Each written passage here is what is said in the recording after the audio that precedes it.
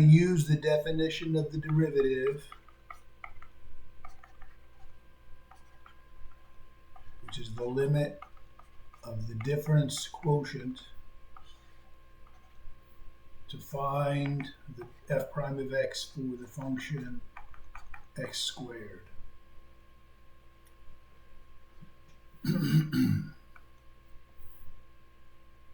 So in the difference quotient, we have the expression f of x plus h. So we have to figure out what that is. F of x, which is given, and h, we just write h. So the only mystery here is, what is this f of x plus h? So f of x plus h is computed by replacing x in our function with x plus h. And squaring means multiply by itself, and then we use FOIL method, first outside, inside, last. First is x squared, outside and inside are xh, so we get 2xh, and the last is h squared. Let's make this a little nicer. And so our derivative is the limit. Let's plug these things in. H is on the bottom, f of x plus h minus f of x. So here's f of x, here's f of x plus h. Let's do the subtraction and put the result here. So if we take these three terms and we subtract this one, well, then this one is going to cancel out. So we're going to be left with 2xh plus h squared. Now as h goes to 0, on the top we get 0 plus 0, and on the bottom we get 0. So we get the indeterminate form, 0 over 0. And that's typical when working with the definition of the derivative. We obviously are always going to have the 0 on the bottom.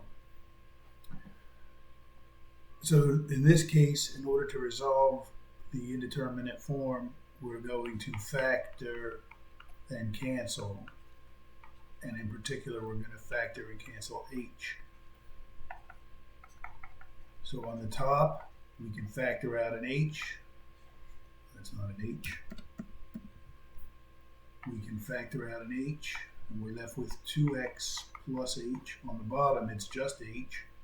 So now we can cancel, and we're left with the limit as h goes to 0 of 2x plus h, which is 2x plus 0, which is 2x.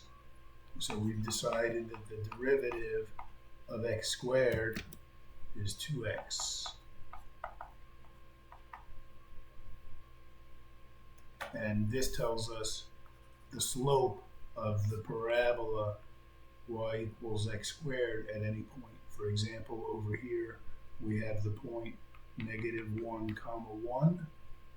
That's on this y equals x squared, because the y coordinate is the square of the x coordinate, and then the slope of this tangent line is the derivative evaluated at the x coordinate, and that is 2 times -1, which is -2. So the slope of that line, clearly it's negative because it's going downhill from left to right, and the slope is -2 from the derivative.